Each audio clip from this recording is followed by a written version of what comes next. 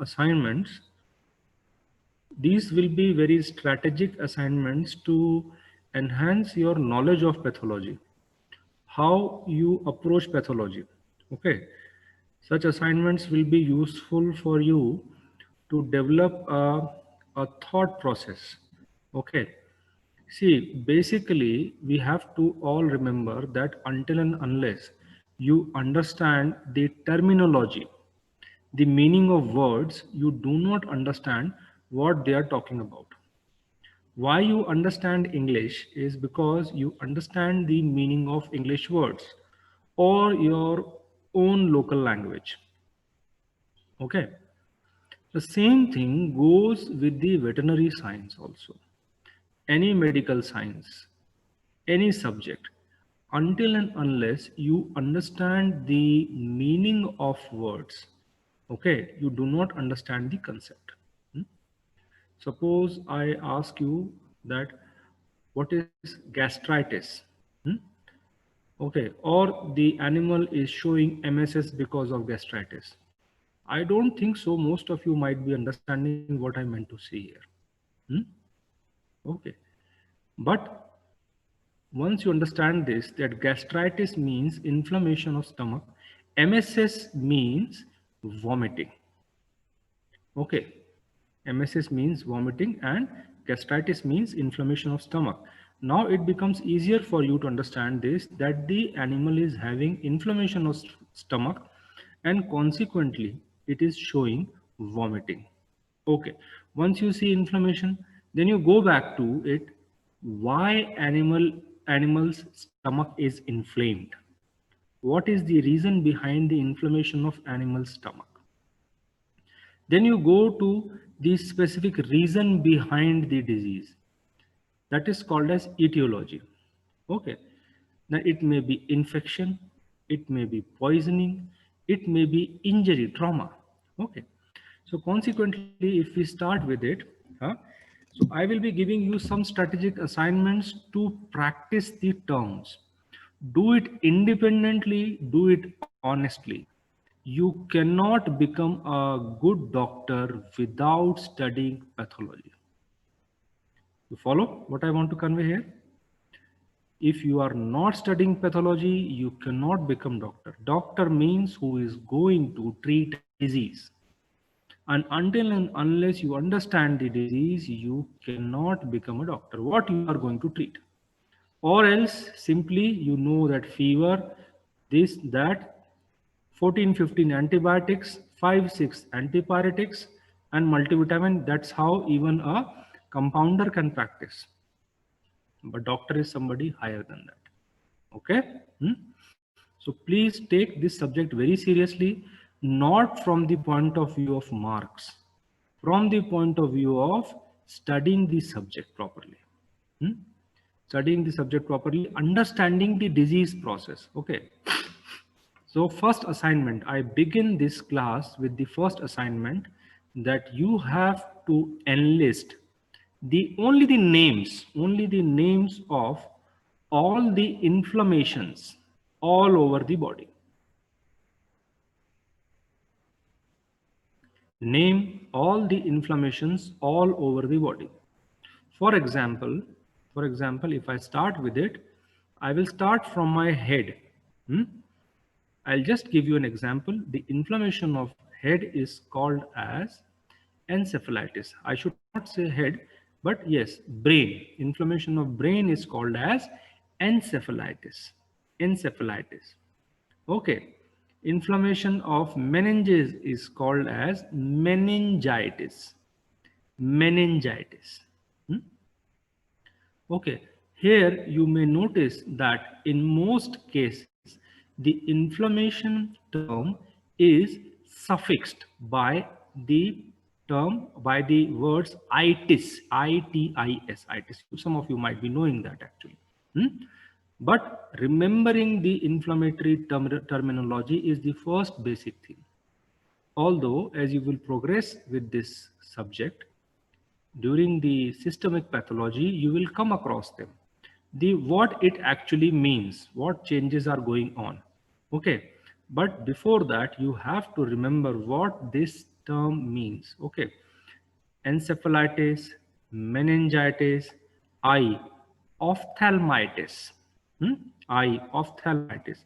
Same way, there is inflammation of palpebra, inflammation of nose, inflammation of teeth, tongue, throat, thorax, the heart, the lungs.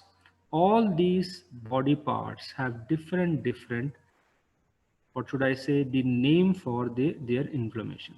Some cases are very exceptional. One single example I give you, the inflammation of lung is not lungitis. The inflammation of lung is pneumonia. Okay, you understand this? And that is why this kind of practice is very necessary, very important. Okay. First assignment, and I would like to see this in assignment, if you can preferably write with your own hands or type with your own hands. If it is typewritten, I don't have any objection in that. You are free to refer internet. Okay, but please keeping in mind that internet is biased towards the human side and layman's understanding. Are you following my point? Hmm? So consequently, try to have some book, where you can get this. One book is there, by Veterinary Pathology by Shastri and Rao. I have a soft copy of that book. Okay, on Google Drive. Fine. And I will try from my side to share that book. It's very old book, very old book. Huh? That book is older than myself. I am 41 years old. That book is even older than me. Okay, it is the classical book written by probably any Indian. Okay, and I have read so many foreign books, Indian books. This is probably one of the best books to understand the basic of pathology. Okay, there are concepts in that book which you will not find anywhere else. There are parts of that book which are now obsolete. So for the basic terminology, what inflammation means, not means what the word is called, what basic changes you see, for that only that book is to be referred. So find out these terminologies from internet and try to take help of that book. I'll try to share it. uh, my email ID is aryarahulsingh@gmail.com. I will be writing this on your group. Okay. One of you, preferably your class representative, send me a blank mail. And in that blank mail, as a reply, I will share the book. Okay. It's a big book, that PDF, soft copy. Okay. And now you can go ahead by sharing it with you, with amongst yourself. And as the time goes ahead, I'll try to share more soft copies. Then there is another concept. Now coming back to pathology, the introduction of pathology. What do you understand by pathology? What do you understand by pathology? Patho means disease, anything abnormal. Okay. Why we are needed? Why do you need a veterinarian? A veterinarian is required to recognize a pathological process, a disease process, and then try to bring it back to normal. You understand this? Now we have to first remember one very important point. Very important point. No disease comes by itself. There has to be a cause. There has to be a cause. So when we see, there are extrinsic causes and there are intrinsic causes. As you will see, one very good class regarding this will be taken by Damodar sir. Okay. So I will not go into too much of detail, but I will tell you a simple point. The external factors, simply the cold air is an extrinsic factor. You understand this? At the same time, the genetic predisposition, the genetic susceptibility of this to a disease is an intrinsic cause. A deficiency of disease is an intrinsic cause. Okay. So if I say deficiency of vitamin C is an intrinsic cause, cold air is an extrinsic cause. Deficiency of vitamin C is intrinsic cause and cold air is an extrinsic cause. You understand this? Both of them together make animal susceptible to disease. Both of them together make animals susceptible to disease. Okay. Now disease is, for example, the now coronavirus, human being. Okay. You understand this? Now you see this coronavirus is causing the COVID-19 disease. Coronavirus is causing the COVID-19 disease. Okay. So coronavirus is a etiological agent for COVID-19 disease. You understand? Etiological agent. The direct cause of disease is called as etiological agent. This is very important word. Please note down. Huh? Okay. Any cause that makes animal susceptible to disease. Any cause that makes animal susceptible to disease is a predisposing cause. Is a predisposing cause. It's a predisposing cause. Okay. A predisposing cause makes an animal susceptible to disease. The direct disease causing agent is the etiological agent. What causes disease directly is the etiological agent.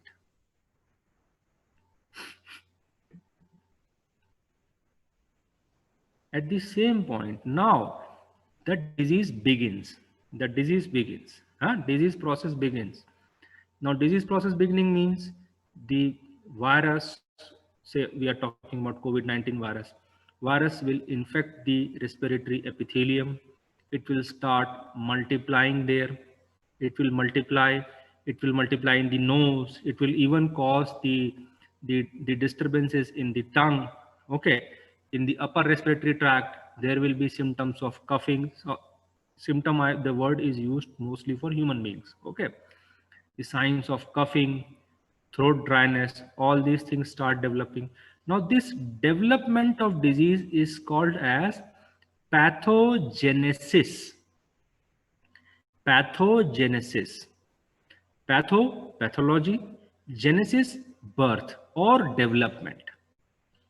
Pathology, genesis, development. Development of disease process is pathology. Okay, starts from predisposition caused by etiological agent, and then it ends. The pathology ends. Okay, the COVID-19 virus can go up to the lungs, cause the pneumonic changes, cause the capillary damage. Because of capillary damage, the blood inside the capillaries will clot. Heart will be unable to pump blood through the lungs. Okay, so heart may fail. Because of the pneumonia and capillary damage, the oxygen supply may fail, respiratory failure. So both ways, cardiorespiratory failure may take place and the affected individual dies. Affected individual dies. This is one sequelae, ultimate outcome of disease.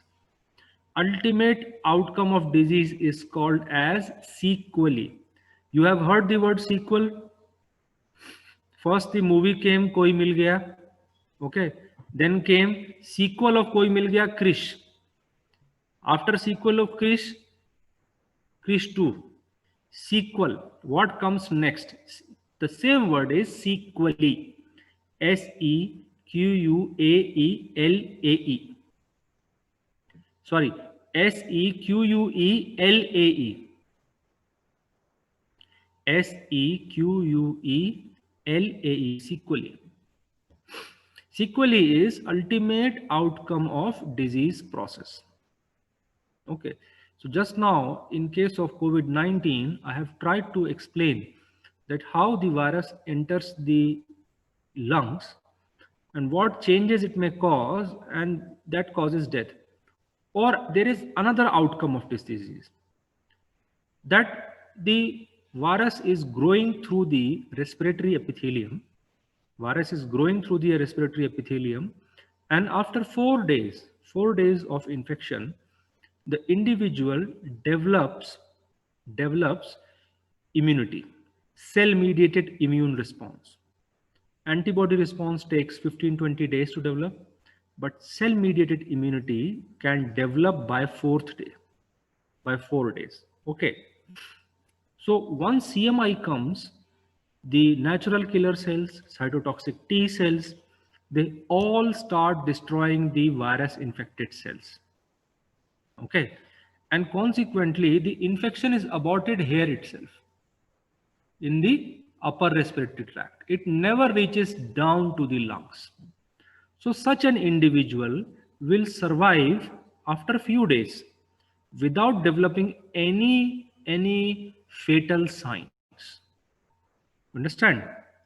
The individual will cure itself. Now the sequelae was the survival of individual. Do you follow? One sequelae was death. Another sequelae is the infection never reached lung. It got cured in the throat itself. So individual survived. Isn't it? At least some of you, I can see some of you can respond by shaking your head. Okay. So there are two sequelae I have told you. One is death, one is survival by itself. Okay. Now where the role of doctor comes here? The role of doctor is, suppose an individual is having lung infection. COVID-19 has reached the lungs directly. It is proliferating in the lungs. Okay. Pneumonia is developing. Capillary thrombosis may develop. Now the role of doctor comes. Doctor recognizes the pneumonic patches in X-ray, in MRI. Doctor recognizes the cardiac insufficiency by the heart test, say ECG, say color Doppler, and decides the line of treatment. They will give the drugs which reduce the virus multiplication. They will give the supportive therapy. They will provide oxygen 24-hour. Okay. Even they can keep the patient on a ventilator for some time. Okay. And now the individual which was destined to die, the sequelae of such an infection was death, has changed to recovery by interference of doctor. We follow? Because of interference of doctor, the doctor has changed the sequelae of death towards the sequelae of recovery. Do you understand? Okay. So once again, there is a predisposing factor. There is an etiological agent, predisposing factor, which makes the animal or human being susceptible to disease. Then an etiological agent which directly causes the disease. Say, I have given the example of COVID-19. For example, influenza virus. For example, Pasteurella, bacteria Pasteurella. Somebody's mic is on. Can you please switch it off? Oh, thank you. Say Pasteurella multocida, E. coli. Say you can apply this concept of predisposition, etiology, pathogenesis, and sequelae to almost all diseases. This concept of predisposition, etiological agent, pathogenesis, and sequelae are applied to all diseases. Okay. And once we now see recognition, what is recognition of, not recognition, I should say, recognizing the etiological agent. What do we call the accurately recognizing or finding out the etiological agent?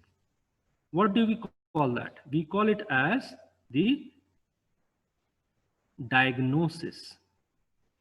Finding out the cause of disease is the diagnosis.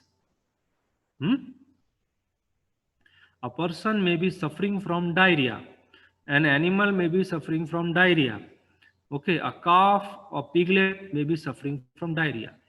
This diarrhea is because of the E. coli, it is because of rotavirus, it is because of coronavirus, it is because of any other reason, it is because of poisoning, okay, it is because of hypermotility of intestine. Now accurately finding out the cause of disease is called as diagnosis.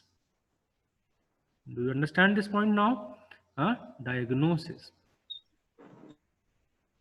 Now we go for, say, swab PCR testing for COVID-19. Now PCR, real-time PCR for COVID-19 is a diagnostic test. The rapid antibody test on blood is a diagnostic test. Okay, it diagnoses the disease, accurate cause of the disease. Okay.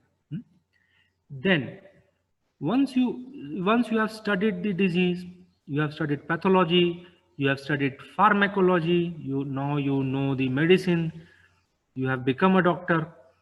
Another thing is expected from a doctor for proper management of case. You have to understand where this whole pathogenesis is going towards. You have to understand whether the animal is recovering or not, with how much damage has been done, how much systems are malfunctioning, whether they are recoverable or not, isn't it? Now this estimate of outcome of disease, estimate of outcome of disease is called as prognosis. The estimate of probable outcome of disease process. Estimate of probable outcome of a disease process is called as prognosis. It is called as prognosis. Whether a patient, say, if you meet a patient of COVID-19, a person suffering from COVID-19 who is showing no respiratory distress, the diagnostic test will tell you that the person is positive. Real-time PCR says the person is positive. Okay. Now you start asking questions. Probable question, history, when you might have got exposed, what last 5-6 days, what kind of signs are there, were you suffering from dry cough, was there loss of taste, was there running nose, and all these points. Is there any respiratory distress, can you breathe properly, are you showing fever, and consequently you decide, okay, this person is still at risk of developing pneumonia, or this person has passed that stage where pneumonia might have developed. This is a simple way of finding out prognosis. Okay, for 8-9 days, this guy was showing 8-9 days, this person is showing some symptoms, say running nose, fever, everything. For last 3 days, nothing is there. Okay, now your prognosis is the person will survive because the person has passed the risk time, okay, risky time without developing pneumonia. There is now immunity must be full-fledged. Now such a person may not let the infection reach the lungs, so person will survive. Okay, or else if you see a pneumonic patient, a person suffering from pneumonia, and you find out that yes, the person's heart is still functioning properly, there is some level of oxygenation of blood, so with supportive therapy and use of some antiviral drugs, the person may be allowed to improve. So again you see, okay, this person can survive. Where you see the person can survive, we say prognosis is good. There are different types of prognosis. Okay, when we say that the animal or case or person is going to survive, we say that the prognosis is good.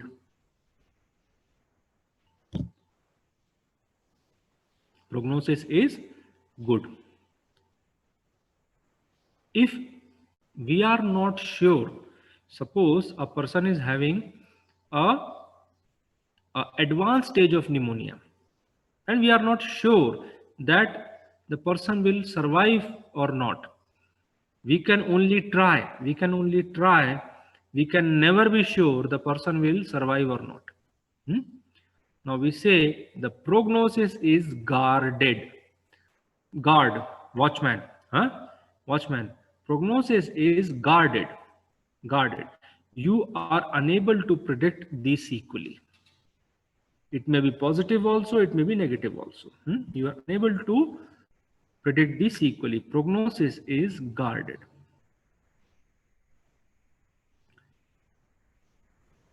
There is another type of prognosis where you are sure that no treatment can revive the patient. The patient is destined to die now. The damage is irreparable. Okay, the case will not survive. We say the prognosis is grave. Prognosis is grave. Okay. Hmm?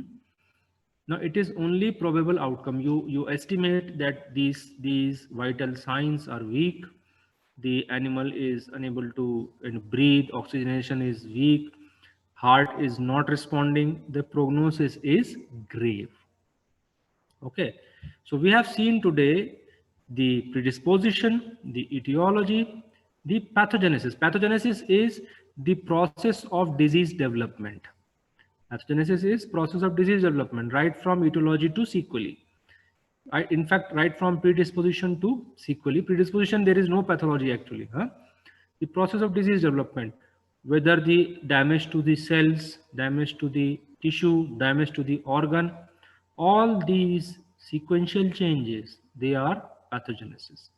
Okay, where the bacteria has gone, where the virus has gone, which part the poison has acted on, all these are parts of pathogenesis. Then we have seen the time is running out. Okay. Okay, 10 minutes are there. We can discuss for 10 minutes and then we can conclude the class. Then we go to the clinical diseases and subclinical diseases. Now, clinical disease means where the signs are obvious, where the animal is showing the signs of diseases. We call it as clinical disease. Okay, where the animal is showing the disease signs. Suppose there is a person, say in case of COVID-19, once again, it's a very good example. Some people will show fever, a running nose. Some people will show coughing. Okay. Some people will not show anything. They will have no sign, no coughing, no fever, no respiratory distress, nothing. So the first type where the signs of the disease are visible, this is called as a clinical disease. The same disease can be clinical, same disease can be subclinical. Where the signs are not shown, we call it as subclinical disease. Okay, subclinical disease is where we do not see the signs of disease. The infection is there, but the signs of disease are not present. Okay, we call it as subclinical disease. And many times we call it as, we call the such kind of animals, individuals who are harboring a subclinical disease and spreading it in in the population, we call them as reservoirs, disease reservoirs. Subclinically infected animals spreading the disease in a population are called as reservoirs. Reservoirs. However, clinically infected individuals can be easily recognized and separated and treated. Many diseases have subclinical and clinical phase.